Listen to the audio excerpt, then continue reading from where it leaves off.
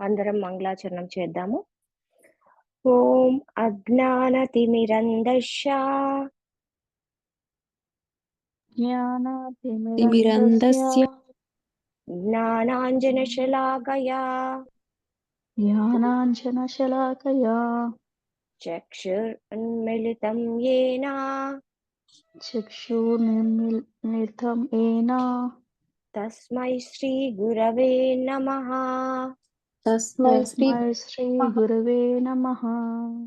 నమః ఓం విష్ణుపాదాయ నమః ఓం విష్ణుపాదాయ కృష్ణప్రేష్ఠాయ భూతలే కృష్ణప్రేష్ఠాయ భూతలే శ్రీమతే భక్తివేదాంత శ్రీమతే భక్తివేదాంత స్వామిన్ ఇతి నామినే.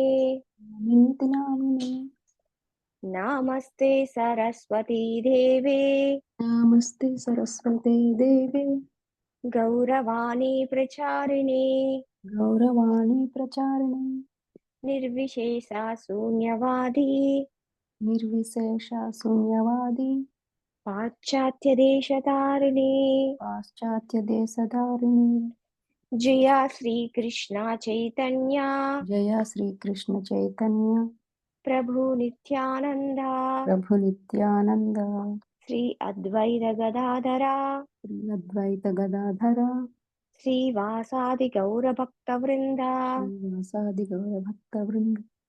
హరే కృష్ణ కృష్ణ కృష్ణ హరే హరే హరే రామ రామ రామ హరే హరే. శ్రీ రాధా గోవిందులకు ఒకసారి ప్రణామాలు చేసుకోండి. పరమ పూజ్య శ్రీ ఏసి భక్తి వేదాంత స్వామి శ్రీల ప్రభుపాదకి నమస్కారం చేసుకోండి. జై పూజ్య శ్రీ జయపతాక స్వామి మహారాజుకి జై.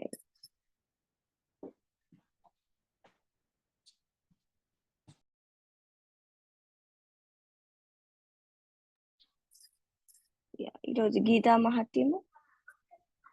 దేవకీ నందనాః కృష్ణో గీతా పఠేన తుష్యాది యతన వేదైర్దానేన యజ్ఞతీర్థ వ్రతాదిభిః. హరే కృష్ణ. ఎవరైనా చదవండి మాతాజీ.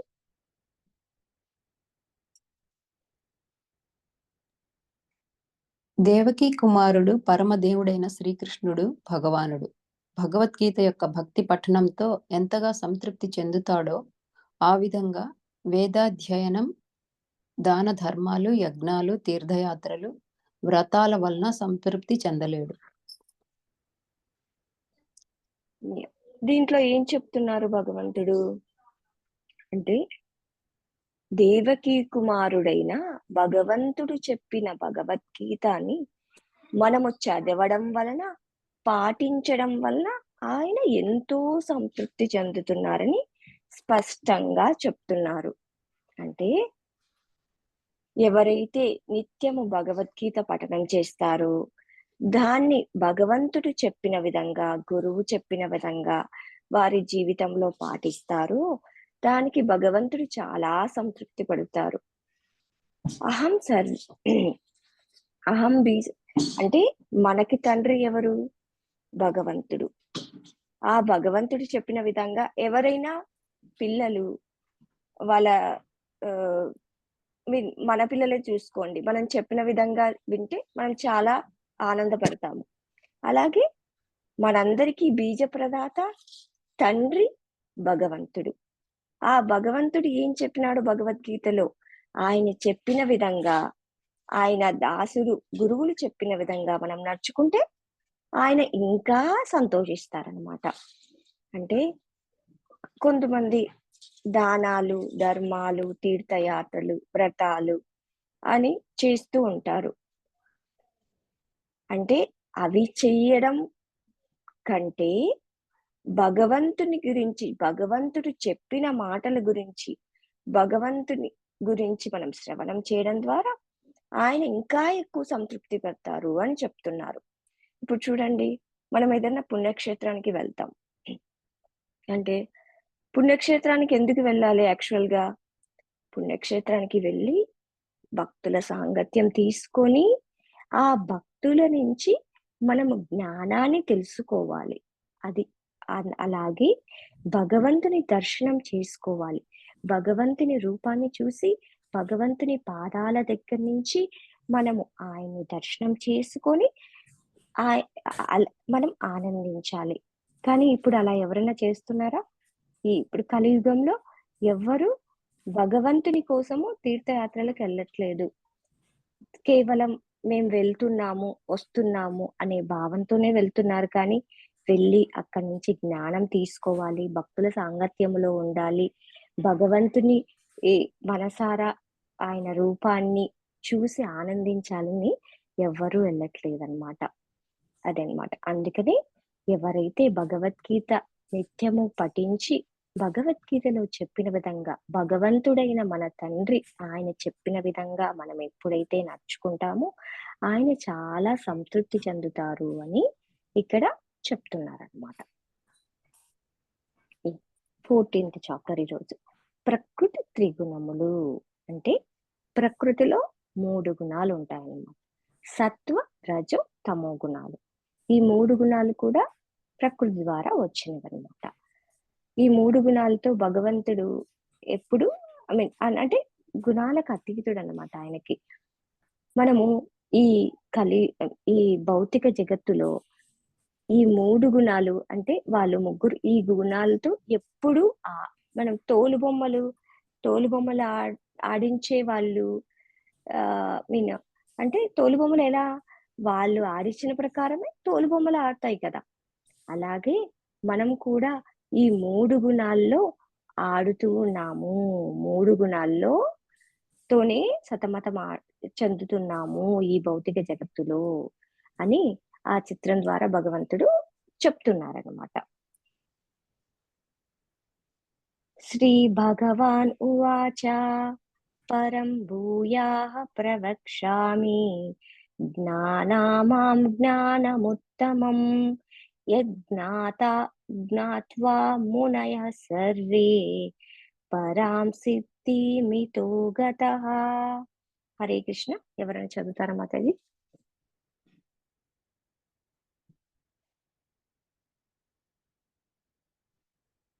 హరే కృష్ణ.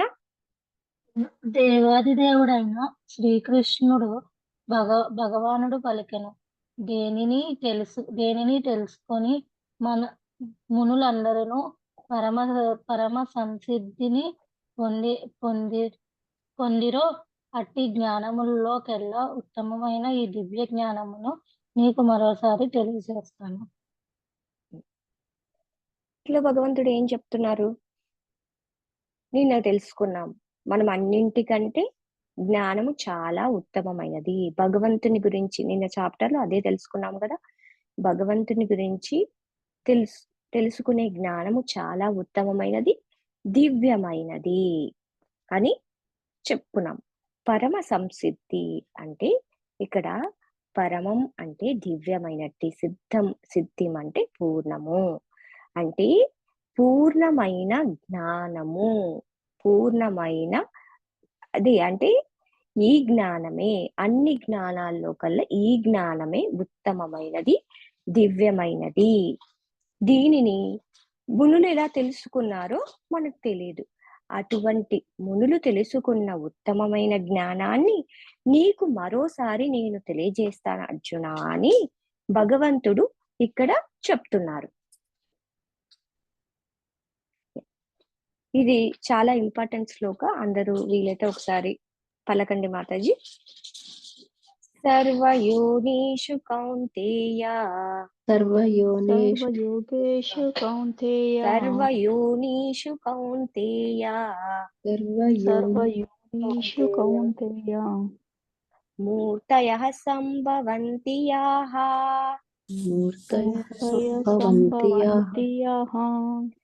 తాసాం బ్రహ్మ మహద్యోనిః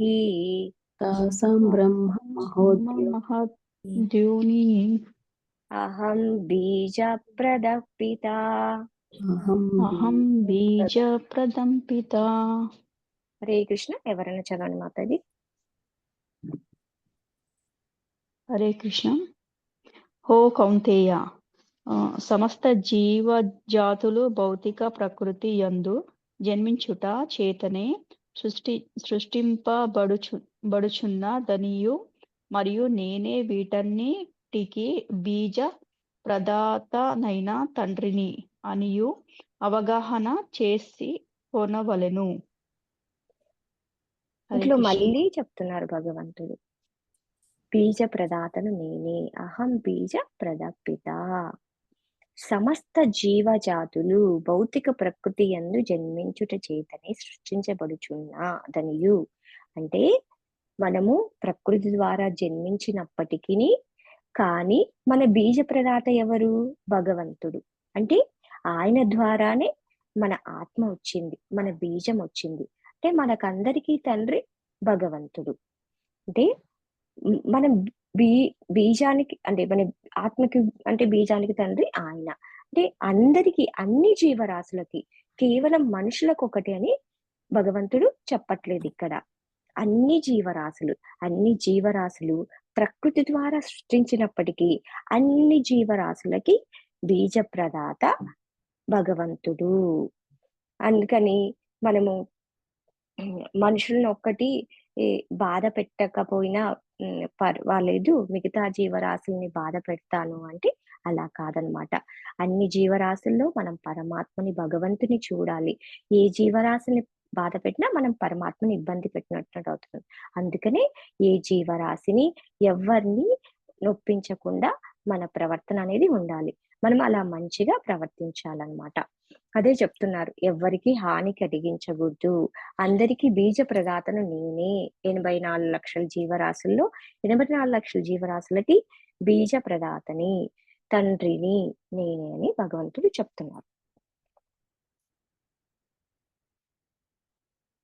సత్వం రజస్తమా ఇతి గుణాః ప్రకృతి సంభవాః నిబధ్నంతి మహాబాహో దేహే దేహి నమవ్యయం. హరే కృష్ణ. ఎవరైనా చదవండి మాతాజీ.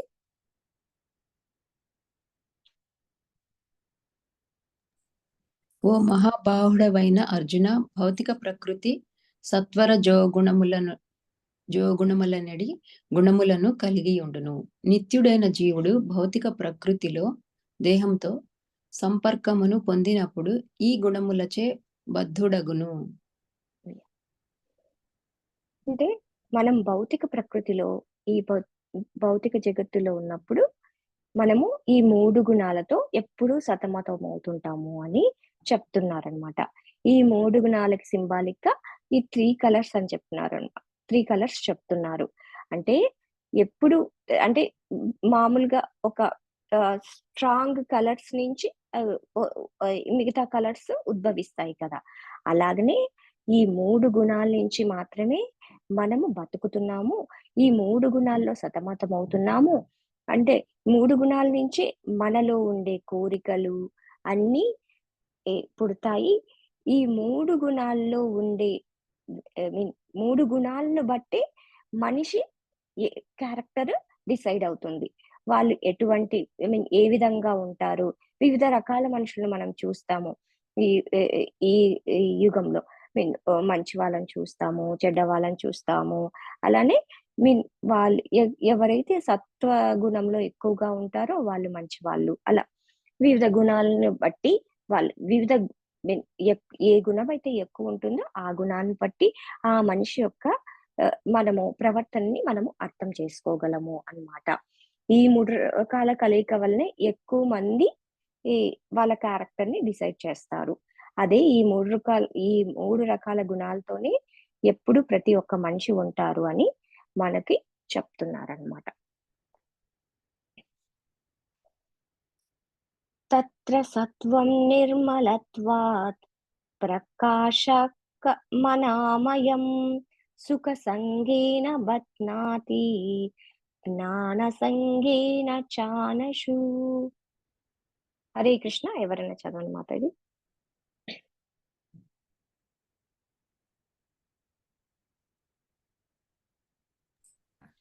ఓ పాపరహితుడా, సత్వగుణము మిగిలిన 2 గుణముల కంటేను పవిత్రమైనదొకటచే ప్రకాశమానమైన మానవుని సర్వ పాప ఫలముల నుండి విముక్తిని చేయును. ఆ గుణమునందున్న వారు సౌఖ్యము చేతను జ్ఞానము చేతను బద్ధులగుదురు. ఉదాహరణ: బ్రాహ్మణుడు, శాస్త్రవేత్త, తత్వవేత్త, కవి. దీంట్లో సత్వగుణం గురించి మనకి ఎక్కువ చెప్తున్నారనమాట. సత్వగుణంలో ఎవరెవరు ఉంటారు, వారి గుణాలేంటి అని చెప్తున్నారనమాట. యాక్చువల్‌గా సత్వగుణంలో ఉన్నవారు ఎక్కువ ఈ భౌతిక మీన్ ఏమంటారు అట్రాక్షన్స్, అంటే బయట ఉండే భౌతికత్వానికి ఎక్కువ అట్రాక్ట్ అవ్వరనమాట. అంటే ఎందుకు అట్రాక్ట్ అవ్వరు అంటే, ఇప్పుడు చూడండి, ఉదాహరణకు మనం బ్రాహ్మణులను తీసుకున్నాము. బ్రాహ్మణులు ఆహ్, వారు వారికి జ్ఞానం తెలుసు.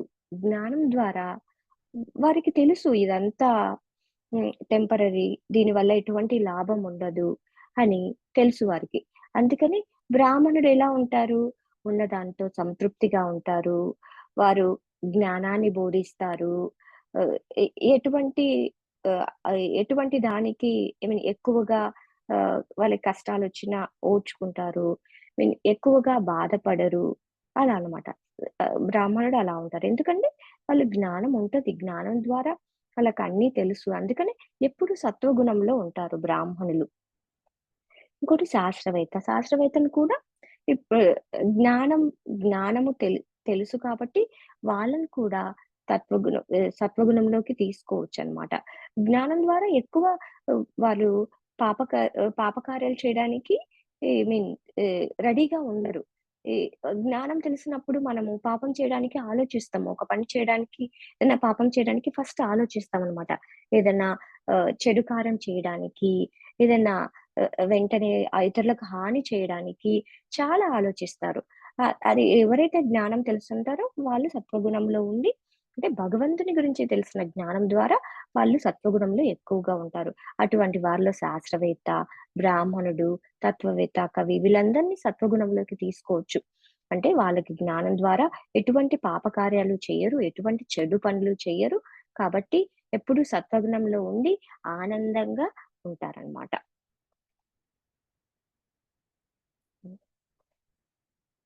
రజో రాగాత్మకం విద్ధి తృష్ణసంగా సమద్భవం తన్నిబధ్నాతి కౌంతేయ కర్మ సంగేన దేహినాం. హరే కృష్ణ. ఎవరైనా చదవండి మాతాజీ.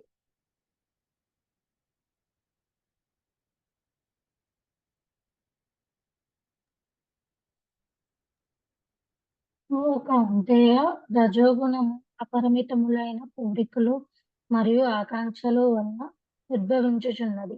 దీని కారణమున జీవుడు కామ్యకర్మలచే బద్ధుడగు. దీంట్లో స్పష్టంగా చెప్తున్నారు భగవంతుడు. ఓ అర్జున, ఎవరైతే రజోగుణంలో ఉంటారో అపరిమితమైన కోరికలు మరియు ఆకాంక్షలు ఎక్కువగా ఉంటాయి. ఇప్పుడు చూడండి, ఇప్పుడు ప్రెజెంట్ జరుగుతుంది, ఎక్కువగా రజోగుణంలోనే ఉంటారు. అంటే ఇప్పుడు కొంతమంది ఉంటారు.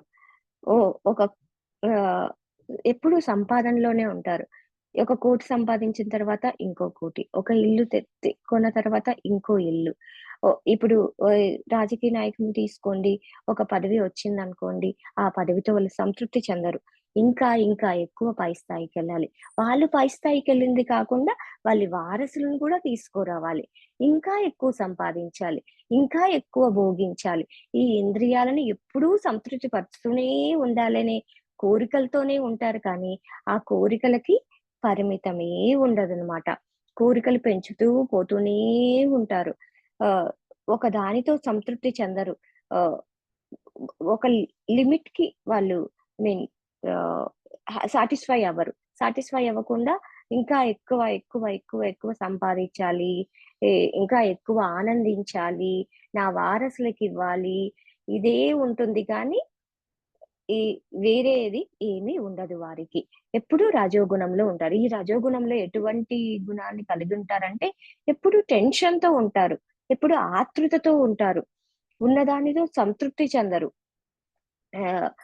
ఐ మీన్ హడావిడిగా ఉంటారు. ఇది సంపాదించాలి, ఇది అని ఆ ప్లాన్‌లతోనే ఉంటారనమాట ఈ రజోగుణంలో ఉన్నవాళ్ళు. ఆహ్, అది ఈ రజోగుణ లక్షణము. తమో గుణము. త తమస్త్వజ్ఞానజం విద్ధి మోహనం సర్వదేహినాం ప్రమాదాలస్య నిద్రాభిః తన్నిమగ్నాతి భారత.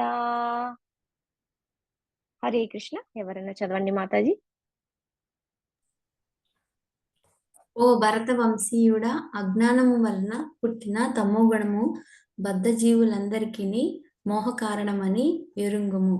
బద్ధజీవుని బంధించినటువంటి బుద్ధిహీనత, సోమరితనము, నిద్ర అనునవి ఈ తమో గుణము యొక్క ఫలితములై ఉన్నవి. ఇది తమో గుణము చాలా డేంజర్ అన్నమాట. యాక్చువల్‌గా ఇప్పుడు చెప్పాలంటే ఎక్కువ మంది తమో గుణంలోకి వెళ్ళాలని ప్రయత్నిస్తున్నారు. తమో గుణం నుంచి రజోగుణం, రజోగుణం నుంచి సత్వగుణంకి రావాలని ప్రయత్నించట్లేదు.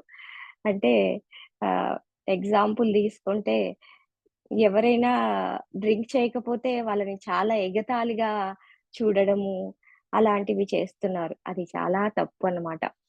అంటే తమో గుణం చాలా డేంజరు. ఎవరైతే ఈ తమో గుణానికి అడిక్ట్ అవుతారో వాళ్ళు పతనానికి దారి తీస్తారు కదా! అంటే ఈ చెడు అలవాట్లకి అలవాటు పడడం వల్ల వారు పేదరికంలోకెళ్ళిపోతారు. అజ్ఞానం అన్నమాట. జ్ఞానము తెలీదు గదా వారికి. వారికి ఏం చేస్తున్నారో తెలీదు. ఎలా చెయ్యాలో తెలీదు. బద్ధజీవులన్నమాట వీళ్ళు. అంటే ఇంటెలిజెన్స్ అనేది ఉండదు. అజ్ఞానంలో ఉంటారు. ఎప్పుడూ సోమరితనము, ఎప్పుడూ నిద్రపోవడము, ఎప్పుడూ మత్తులో ఉండడము. అంటే వీళ్ళు ఎలా ఉంటారంటే ఎప్పుడూ నిద్రలో అన్‌కాన్షియస్‌లో అజ్ఞానంతో ఏం చేస్తున్నారో తెలీదు.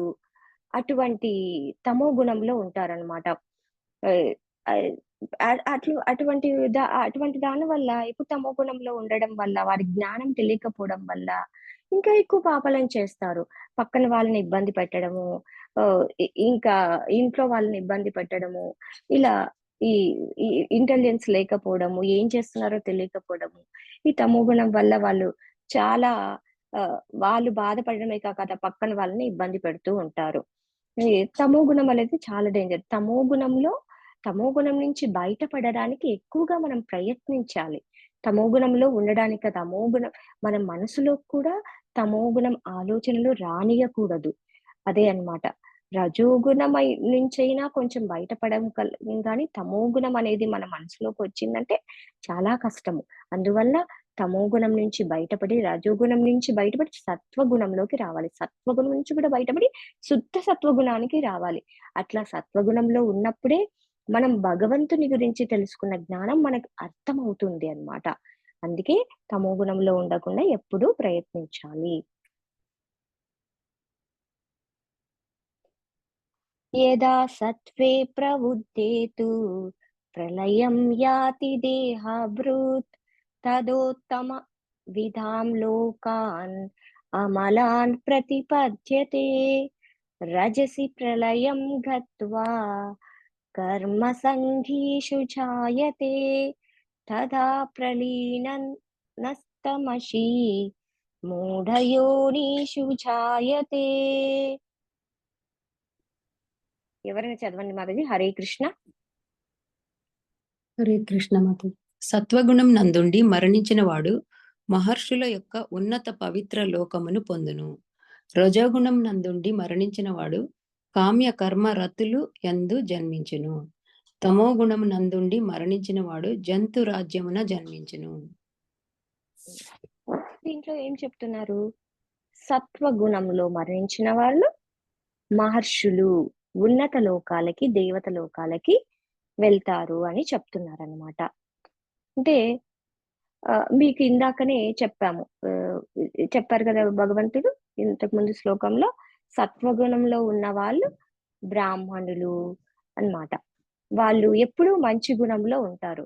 సత్వగుణంలో ఉన్నవారు దేవతా లోకాలకు వెళ్తారు. కానీ ఇక్కడ ఒకటి గుర్తుపెట్టుకోవాలి, మనం దేవతా లోకాలకు వెళ్ళినా కూడా మళ్ళీ తిరిగి కిందికి వస్తాము. ఆ బ్రహ్మ భువనార్లోక పునరావృత్తితో అర్జున.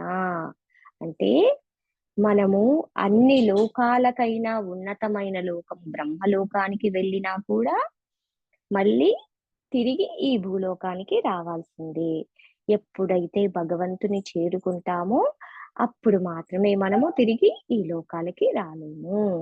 అంటే మనం ఈ సత్వగుణాన్ని కూడా దాటి శుద్ధ సత్వగుణానికి వెళ్ళాలి. అప్పుడే మనము మంచి గుణాలని కలిగి ఉంటాం అన్నమాట. ఇంకోటి రజోగుణం. రజోగుణం నందు మన్నించిన వాడు కామ్య కర్మరతుల యందు జన్మించును. అంటే రజోగుణం గురించి మీకు చెప్పినాం కదా. ఏం చెప్పారు? కోరికలు ఎక్కువ ఉంటాయి వీళ్ళకి. ఒకదాని తర్వాత ఒకటి ఇంకా ఇంకా ఎక్కువ కోరికలు ఉద్భవిస్తూనే ఉంటాయి. ఈ కోరికలకు అనేది అంతే ఉండదన్నమాట. ఈ రజోగుణం నందున్న వాడు ఈ రజోగుణంతో మరణిస్తే మళ్ళీ ఈ భూలోకానికి తిరిగి వస్తారనమాట. ఈ భూలోకానికి తిరిగి రావడం వల్ల మళ్ళీ ఈ జన మరణ చక్రంలో మనము ఇరుక్కుంటాము. జనన మరణ చక్రంలో ఇరుక్కోవడం వల్ల మళ్ళీ ఇక్కడే ఉండిపోతాము. దీంట్లోనే జననం మరణం పునరపి జననం పునరపి మరణం పునరపి జననం పునర్మరణం ఇలా 84 లక్షల జీవరాశుల్లో వెళ్తూనే పుడుతూనే ఉంటాము. మళ్ళీ జన్మిస్తూనే ఉంటాం, మరణిస్తూనే ఉంటాం, జన్మిస్తూనే ఉంటాం, మరణిస్తూనే ఉంటాము. అందువలన రజోగుణం నందు ఉండి మరణించకూడదు అని చెప్తున్నారు. తమో గుణం మరణించిన వాడు జంతు రాజ్యమున జన్మించును. తమోగుణ లక్షణాలు ఇప్పుడే మనం విన్నాము. ఎలా ఉంటారు తమోగుణంలో ఉన్న వాళ్ళు? వారు ఏం చేస్తున్నారో తెలియదు, వారికి ఇంటెలిజెన్స్ ఉండదు, బుద్ధిహీనత ఉండదు, అంటే జంతువుల్లాగా ప్రవర్తిస్తుంటారన్నమాట. అటువంటి వారు జంతు రాజ్యంలో జన్మిస్తారు. ఇప్పుడు జంతువులనే చూడండి. ఈ వారి ఈ జంతువులకి అంటే మనకి మనుషుల కంటే ఇంటెలిజెన్సీ ఉండి ఈ ఈ ఈ ఈ సంబంధం మనము ఉండాలి, ఈ సంబంధాలు ఉండాలని ఒక నియమ నిబంధనలతో ఉంటాము. కానీ జంతువులు అలా కాదు. ఎవరితో అంటే వాళ్ళతో సెక్స్ లైఫ్ చేయడము, అంటే వరుసలు ఉండవన్నమాట. జంతువులకి ఆ ఇంటెలిజెన్స్ ఉండదన్నమాట. అందుకే తమో గుణం నందులో మరణించిన వాళ్ళు ఈ వాళ్ళు ఆ భావంతో మరణిస్తే వాళ్ళు జంతువుల్లాగా పుడతారు నెక్స్ట్ లైఫ్ లో అని చెప్తున్నారనమాట. అండ్ నెక్స్ట్ ఈ టేబుల్ చూద్దాం మనము. అంటే ఎవరెవరికి ఏ గుణాలు ఉండడం వల్ల ఎటువంటివి అనేది చెప్తున్నారు ఇక్కడ.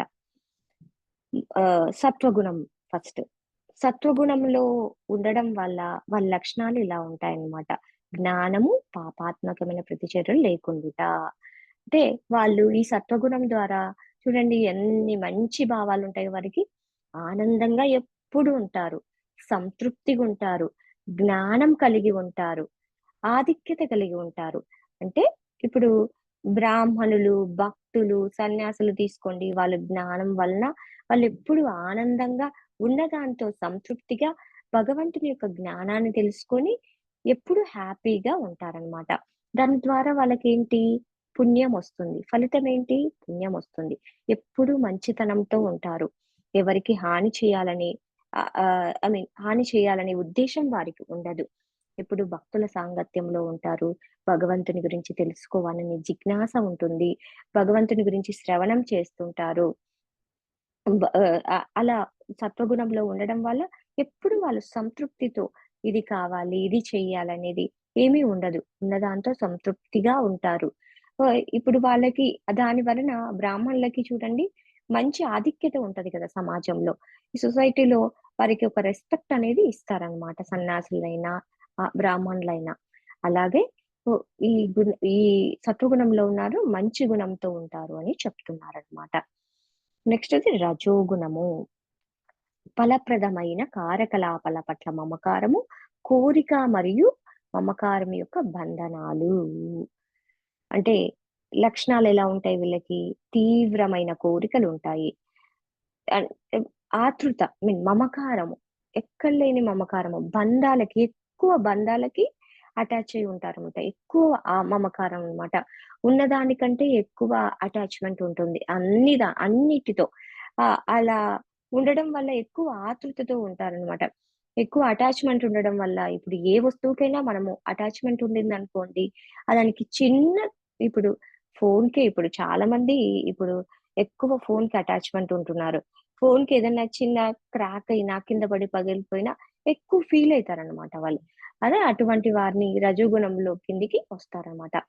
ఫలప్రదమైన కార్యకలాపాలు అంటే ఆహ్, ఫలం ఆశిస్తారు. ఏ కార్యం చేసినా కూడా ఫలం ఆశిస్తారనమాట. ఇప్పుడు ఈ రజోగుణంలో ఉండడం వల్ల వారికి ఎక్కువ ఆహ్, కష్టాలు ఉంటాయన్నమాట. అంటే ఎందుకంటే కోరిక మీద కోరిక పుడుతూనే ఉంటుంది. ఒక కోరిక తీరిన తర్వాత ఇంకో కోరిక తీరలేదే, ఇంకా ఇలా ఉండింటే బావుండేదే అనే ఆత్రము, ఇంకా దాని కోసం ఇంకా ఎక్కువ సంపాదించాలి. ఇప్పుడు హ్మ్. ఒక మిలియనీర్ ఉన్నారనుకోండి. ఒ ఒ ఒక ఒక మిలియన్‌తో వాళ్ళు సాటిస్ఫై అవ్వరు. ఇంకా ఎక్కువ మిలియన్ సంపాదించాలి. ఇంకా ఎక్కువ ఆక్యుపై చేయాలి. ఇంకా ఎక్కువ అధికారాన్ని మనమే చెలాయించాలి. ఈ ఈ అన్నీ మనమే ఆక్యుపై చేయాలి అనే తత్వంతో ఉంటారు. ఆ తత్వం ఉండడం వల్ల ఏమవుతుంది? ఇంకా ఎక్కువ కష్టపడాలి. ఇంకా ఎక్కువ సంపాదించాలి అనే తత్వం వల్ల ఎప్పుడూ ఆతృతతో ఉంటారనమాట. ఒక జాబ్‌తో సాటిస్ఫై అవ్వరు. ఇంకో జాబ్ చేయాలి. 2 జాబులు చేయాలి. ఇంకా ఎ ఎ మన ఇంద్రియాలను తృప్తి పరుచుకోవాలి. మన మనసు చెప్పినట్లు వినాలి. ఇలా అంటే ఈ రజోగుణంలో ఎక్కువగా ఉండడం వల్ల వారికెప్పుడూ కష్టాలతో ఉంటారు అని చెప్తున్నారనమాట. ఆహ్, అగ్ ఎ తమో గుణము. పిచ్చితనము, బద్ధకము, నిద్ర. అంటే ఎప్పుడు వీళ్ళు పిచ్చితనంగా ఉంటారు. చెప్పినాం గదా! వీళ్ళకి ఇంటెలిజెన్స్ అనేది ఉండదు. ఆహ్, 1 సెకండ్ మాతాజీ. ఆహ్, వీళ్ళు దీనివల్ల బద్ధకము, నిద్ర అన్నీ కలిగి ఉంటారు కాబట్టి, వీళ్ళు ఎప్పుడు భ్రాంతిలో ఉంటారనమాట. అంటే మత్తులో ఉంటే వారేం చేస్తున్నారో వాళ్ళకి తెలీదు. ఈ ఈ పిచ్చితనంగా ఉంటారు. ఎ ఎలా ఎలా ఉంటారో తెలీదనమాట. మూర్ఖత్వంతో ఉంటారు. వాళ్ళు ఏ పనులు చేస్తున్నారో వాళ్ళకి తెలీదు కదా! అందుకని మూర్ఖంగా ఉంటారు. అజ్ఞానము. జ్ఞానం తెలిసుండదు. ఎటువంటి జ్ఞానంతో వాళ్ళు ఉండరు. దానివల్ల ఎప్పుడు బద్ధకస్తులై ఉంటారు. ఎప్పుడు నిద్రపోతూ ఉంటారు. దీనివల్ల తమోగుణం వల్ల వాళ్ళు ఎప్పుడు మూర్ఖత్వంతో మూర్ఖులుగా ఉంటారు అని ఏ చెప్తున్నారనమాట. హ్మ్. హ్మ్.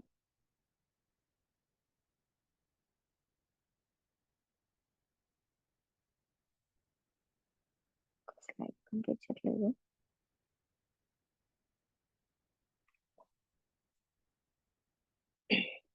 మాం చాయో వ్యభిచారేణ భక్తియోగేన సేవతే సగుణాన్ సమతీత్యార్థాన్ బ్రహ్మభూయాయ కల్పతే.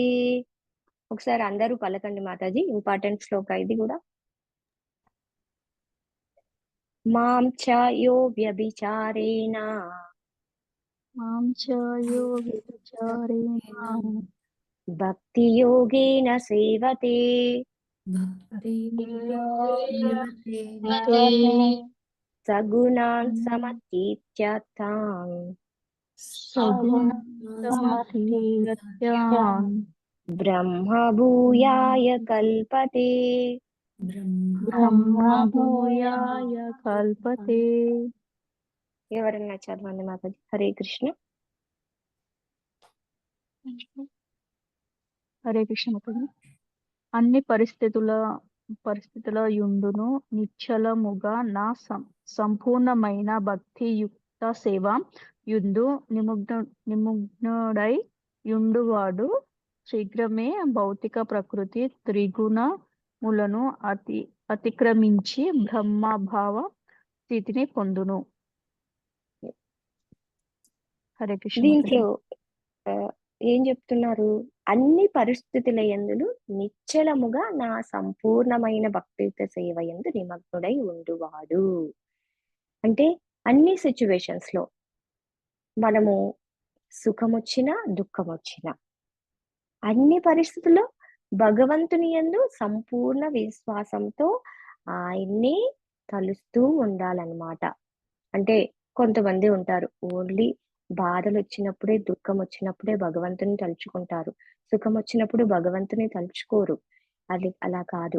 ఎటువంటి పరిస్థితిలో అయినా, సుఖమైన, దుఃఖమైన, బాధలొచ్చినా, కష్టాలొచ్చినా, మనం ఆనందంగున్నా, ఎప్పుడైనా భగవంతుని పై సంపూర్ణ విశ్వాసంతో భగవంతుని యందు మన మనసును ని ని నిమగ్నంగా ఉంచిన వాళ్ళు ఈ ప్రకృతి 3 గుణాలను అతిక్రమించి బ్రహ్మ భావ స్థితికి పొందుతారు. అంటే వాళ్ళు ఈ 3 గుణాలను దాటి శుద్ధ సత్వ గుణములో ఉండి వాళ్ళు భగవంతుని చేరుకోవడానికి అవకాశం ఉంది అని చెప్తున్నారంటే, ఎవరైతే భక్తిలో ఉండి హరే కృష్ణ మహామంత్రాన్ని జపిస్తూ ఉంటారో, ఈ సాధన ద్వారా, ఈ భక్తి మార్గం ద్వారా వాళ్ళు సులభంగా ఈ 3 గుణాలని దాటగలరు. ఈ సాధన ద్వారా 3 గుణాలని దాటి భగవంతుని చేరుకోగలరు అని భగవంతుడు స్పష్టంగా మనకి చెప్తున్నారు. ఇక్కడ పిక్చర్‌లో ఉన్నట్లు నారద మహాముని గురించి ఒక స్టోరీ ఉందాం ఇక్కడ. నారద మహాముని మీకందరికీ తెలుసు. త్రిలోక సంచారి అన్నమాట. ఆహ్, ఆయన అన్ని లోకాలని తిరుగుకుంటూ అందరికీ భక్తిని పంచి, అందరిని భక్తులను చేస్తూ ఉంటారు. చాలా మంది భక్తుల్ని చేశారు. మనకు తెలిసిన వాళ్ళల్లో ప్రహ్లాద మహారాజు, ధ్రువ మహారాజు అలా చాలా మంది భక్తుల్ని ఆయన ప్రహ్లాద మహారాజునైతే ఆయన గర్భంలో ఉన్నప్పటి నుంచి ఆయన భాగవత స్టోరీలు చెప్పి ఆయన్ని నారద మహాముని భక్తులుగా చాలా మంచి భక్తులుగా చేశారు వారిని. అలా అలా భక్తులుగా మార్చిన వాళ్ళు ఒక భక్తుని కథ ఇదే అన్నమాట.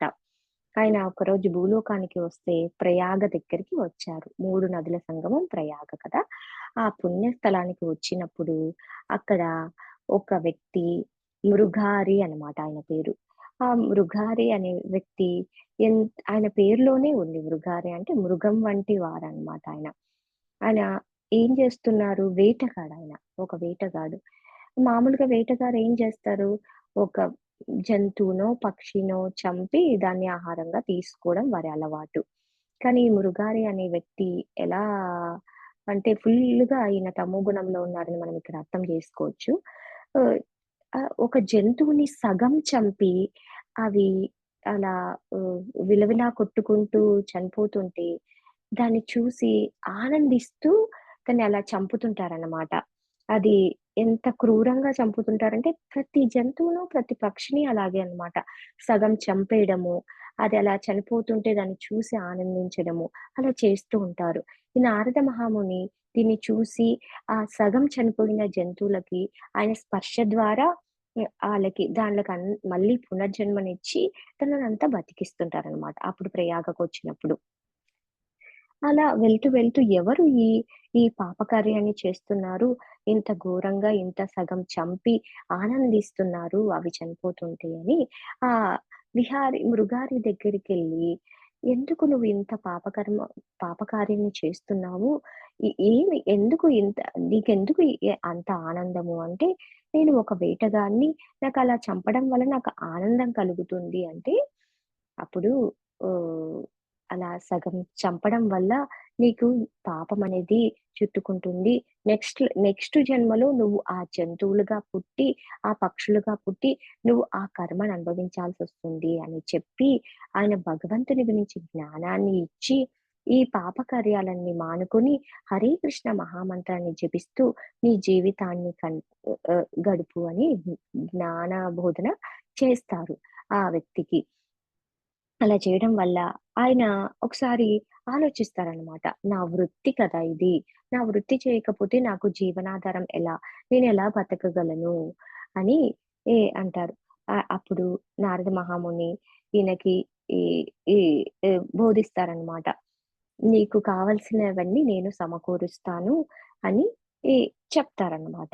అలా ఈయన ఒక మంచి జీవితాన్ని మొదలు పెడతారు.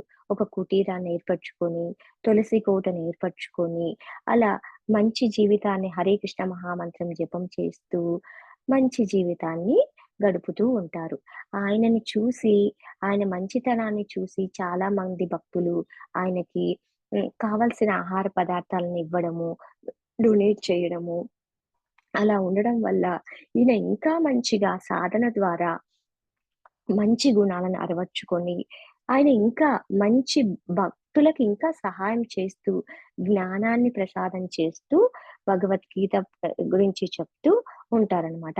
అలా నారద మహాముని కొన్ని సంవత్సరాల తర్వాత మళ్ళీ ప్రయాగకొచ్చి అతని శిష్యునితో వచ్చి ఈయనని చూడ్డానికి వస్తారు. ఎంత మార్పు ఇక్కడ వస్తుందో ఒకసారి చూడండి. ఆయన మృగారి నడుచుకుంటూ వస్తూ అంటే మామూలుగా నడవరు ఆయన. ఎలా నడుస్తారంటే చీమకు కూడా హాని కలగకుండా, చీమలను కూడా కింద చూస్తూ హాని కలగకుండా ఒక జీవికి కూడా, ఒక సూక్ష్మ జీవికి కూడా హాని కలగకుండా మునివేళ్ళతో నడుచుకుంటూ వచ్చి ఒక క్లాత్‌ని నారద మహాముని ముందు పరిచి ఆయన సాష్టాంగ నమస్కారము చేసుకుంటారనమాట. ఐ మీన్ భక్తిలో, సాధనలో ఉంటే ఎంత మార్పు వచ్చింది చూసారా? అంటే ఒక జంతువుని సగం చంపి అది చనిపోతే ఆనందించే మనిషి హరే కృష్ణ హరే కృష్ణ మహామంత్ర సాధన, భక్తిలో ఉంటూ జ్ఞానం ద్వారా ఆయనలో అటువంటి మార్పు వస్తుంది. అది చూసి ఆయన నారద మహాముని చాలా సంతోషిస్తారనమాట.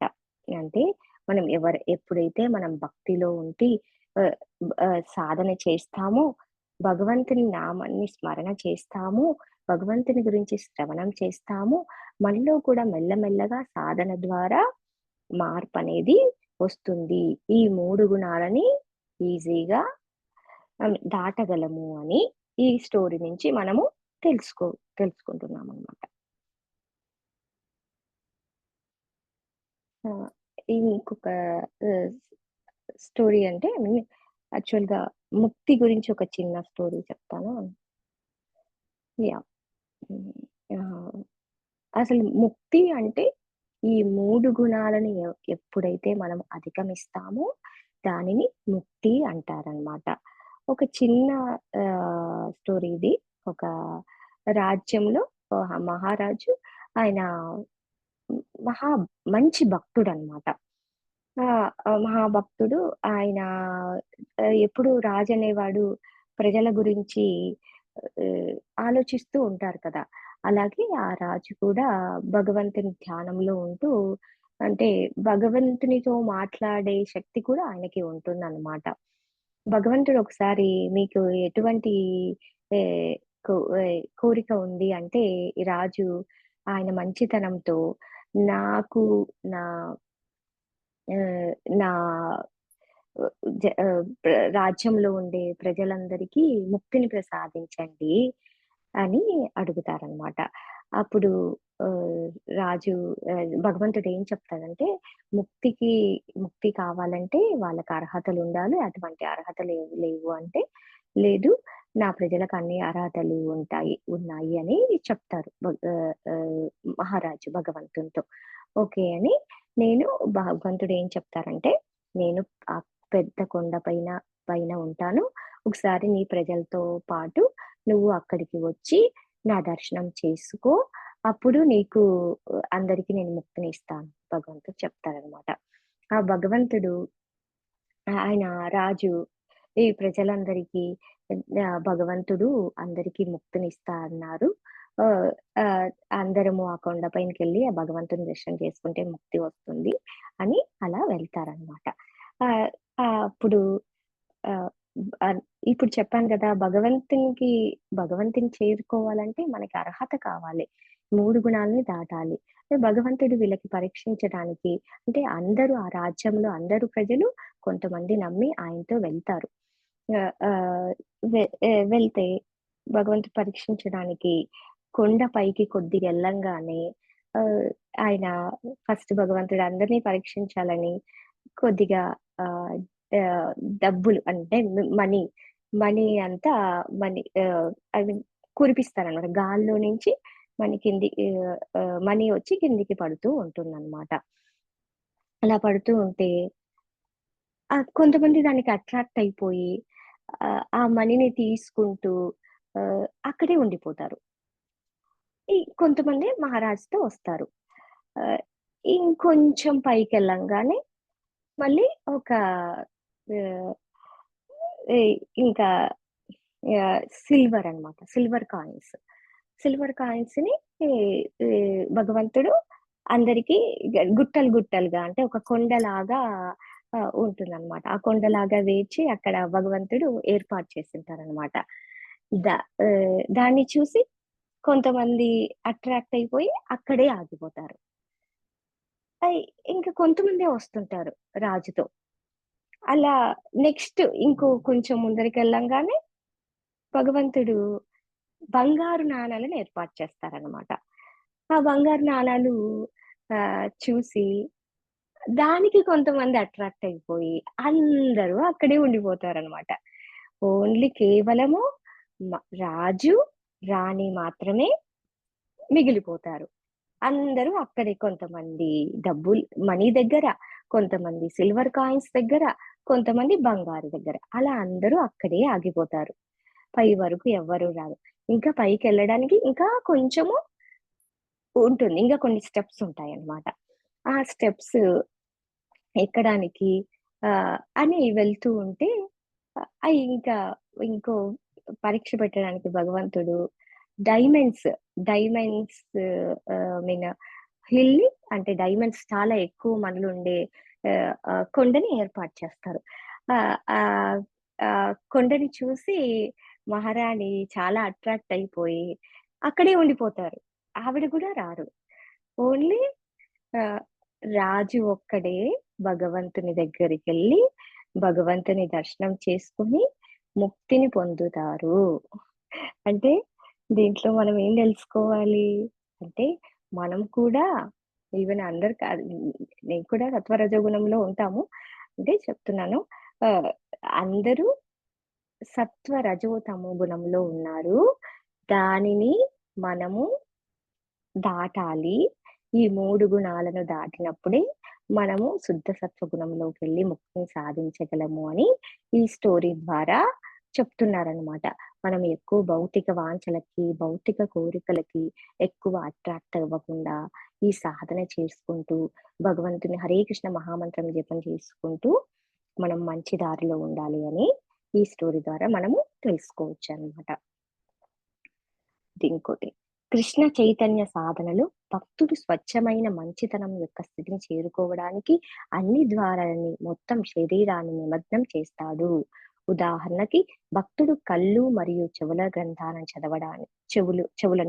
గ్రంథాలను చదవడానికి మరియు వినడానికి, నాసిక రంధ్రాలని ప్రభువును అర్పించి పువ్వుల వాసనకు మరియు నోరును భగవంతునికి అందించిన ఆహారాన్ని రుచి చూడడానికి మరియు మహామంత్రాన్ని జపించడానికి ఉపయోగిస్తాడు. హరే కృష్ణ కృష్ణ కృష్ణ హరే హరే, హరే రామ రామ రామ హరే హరే.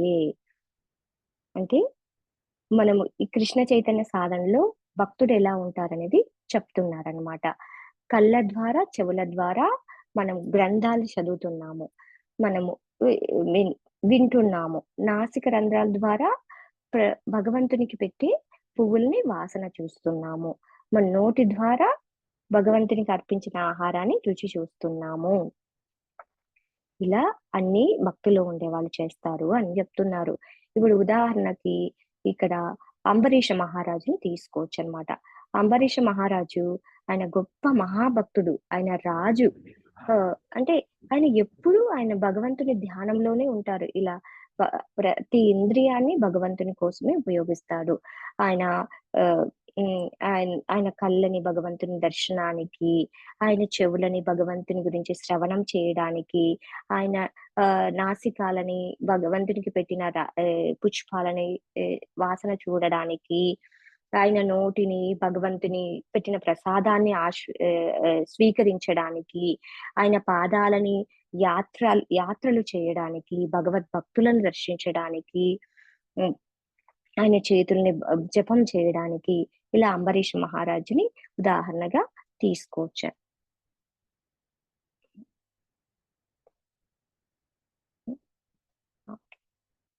ఎవరికైనా ఏమైనా క్వశ్చన్స్ ఉంటే అడగండి మాతాజీ. హరే కృష్ణ.